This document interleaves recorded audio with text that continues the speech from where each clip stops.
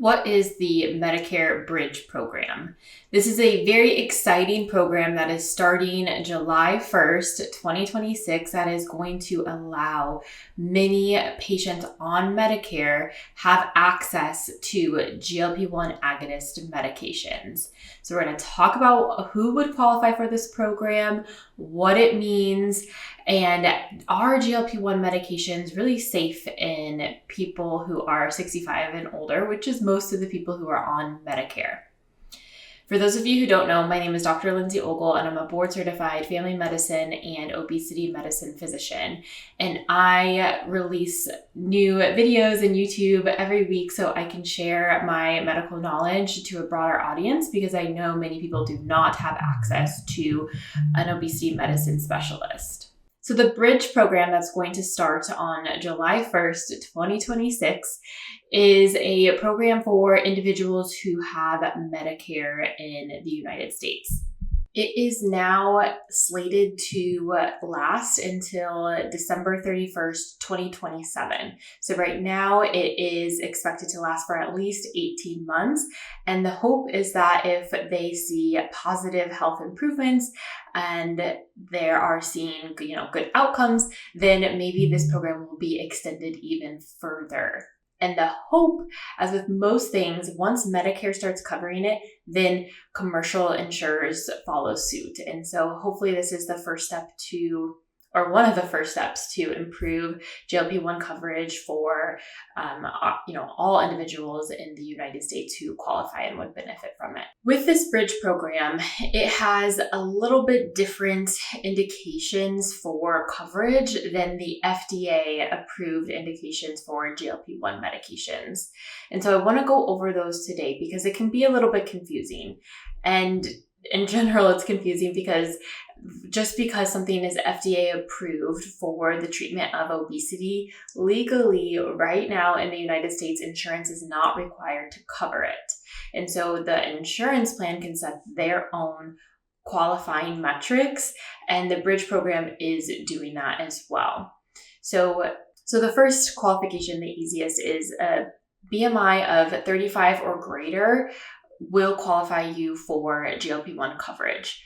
Oh, and I will say, when I say coverage for the Bridge program, there will be an expected $50 copay for the medication. So it would be $50 a month to pay for your GLP-1 medication, which is a relatively high copay. I definitely get that. But many people, if you are paying out of pocket for GLP-1 medications for brand name, it is at least $250 up to $450 a month. So this is significant savings to drop down to $50 a month for brand name GLP-1 medications. So that first qualifying BMI is 35 or greater. So any individual who is on Medicare and has a BMI of 35 or greater will qualify.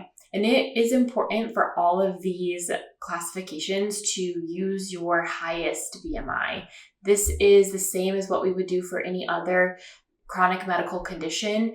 You will use your starting, metric. So an example is blood pressure. And if your blood pressure was consistently over the threshold for what we consider hypertension, then you have hypertension even if your blood pressure is controlled on medications or with lifestyle. Same thing with type 2 diabetes. Once your A1C has been over 6.5, with 2 readings, we need to solidify that diagnosis.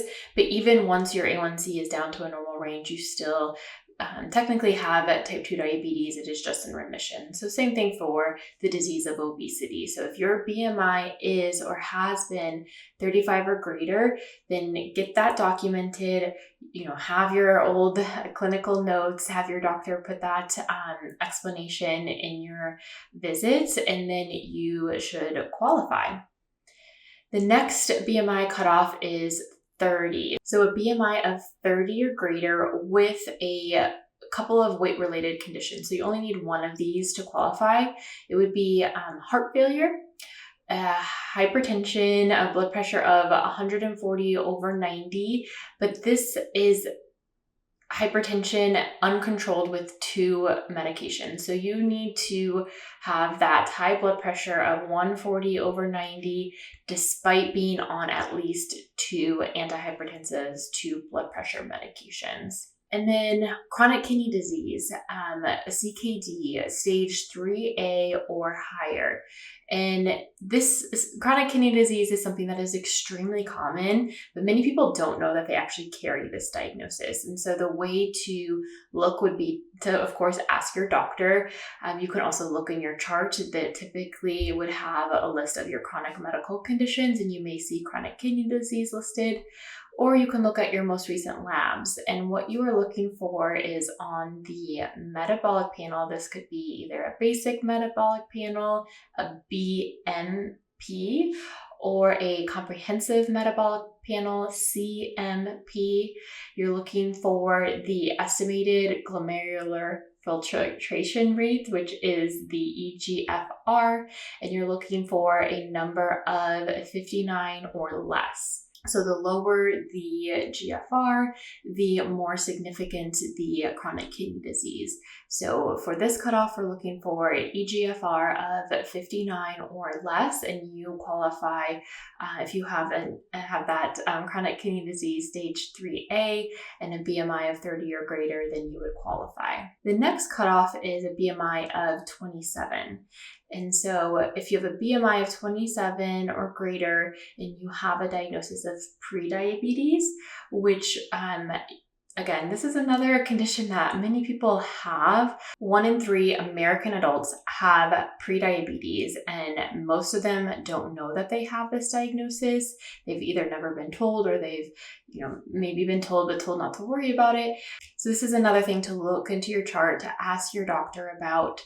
The diagnosis is made by an A1C of 5.7 to 6.4, or a fasting blood sugar, a fasting glucose between 100 and 125.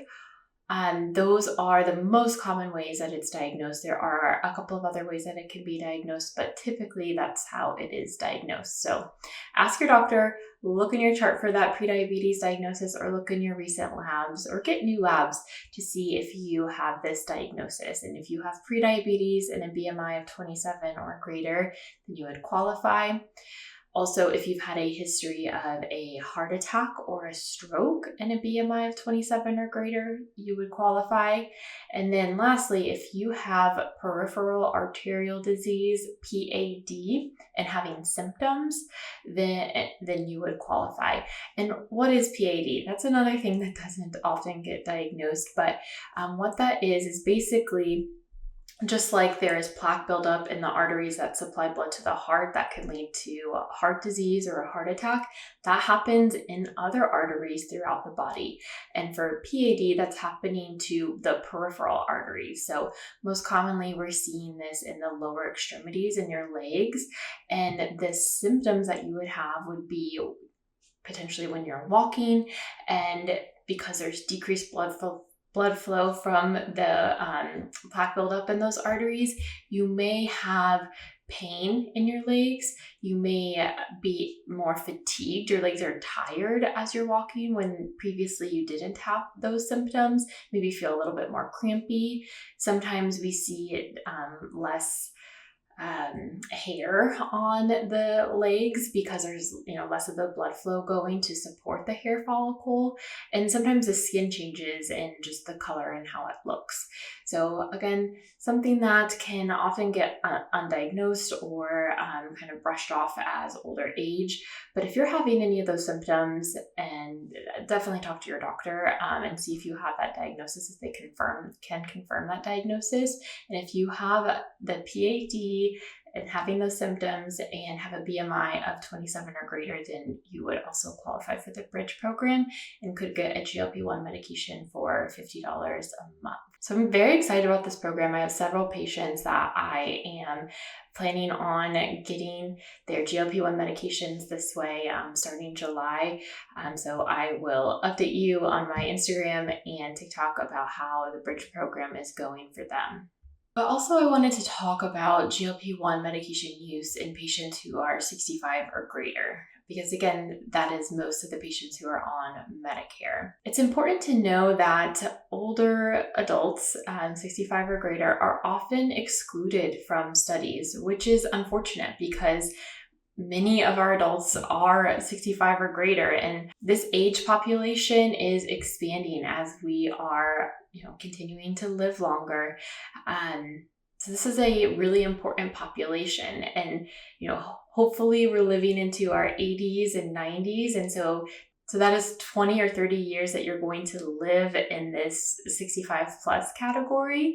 So that's a lot of time. That's decades of your life. And we want to optimize your health during that period because we don't just want to live longer. We want to live healthier and better and fuller lives so we can actively participate in those lives. And I do think that for many, many people, GLP-1 medications can help achieve those goals. It just needs to be done deliberately. And ideally with somebody who is very experienced in prescribing GLP-1 medications. That could be an obesity medicine physician, an endocrinologist, a primary care doctor, and whoever you're seeing who's prescribing this medication, if they are not as well versed, then supplementing that care with a registered dietitian, a physical therapist, personal trainer, joining a GLP-1 support group and community. I'll link some of those below and some people who I recommend following to get some advice while you're on these medications, because that goes a long way, is building that team around you to support you and or joining a community to get that support if you can't get the individual guidance. So a couple things that I truly recommend to all of my patients, but are even more important in this age population, is that we want to make sure that we are titrating the medication very slowly.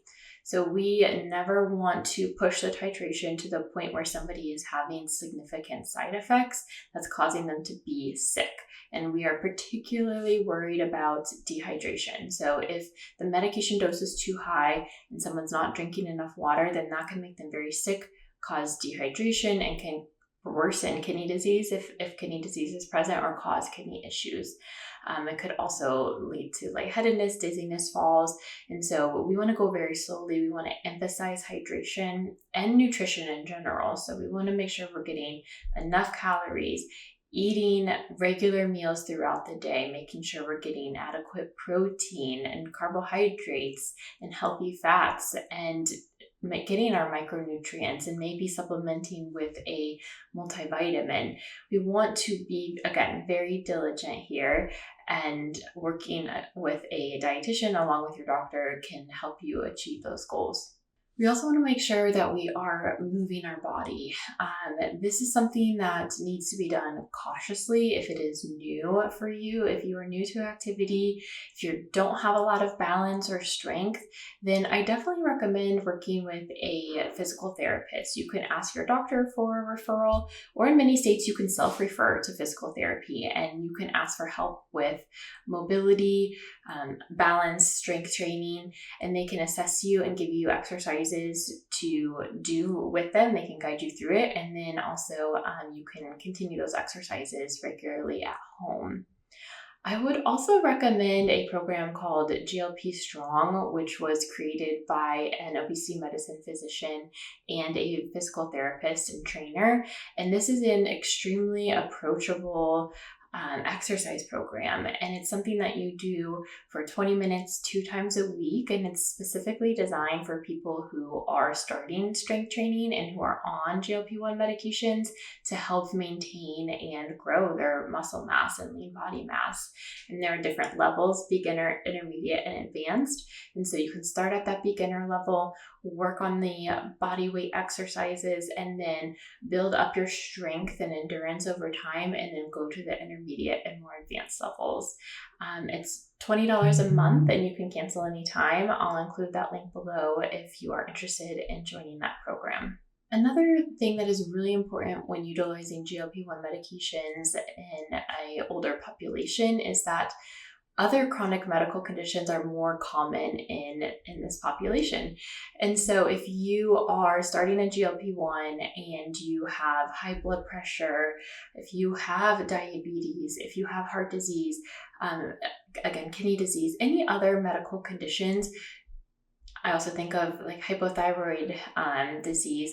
You want to talk to your doctor about continuing to monitor these other conditions, because for many people, once they have started to lose weight, and typically around that, even as low as 5% total body weight, but definitely by 10 and then 20% of their initial body weight, you're going to see changes in your other medical conditions.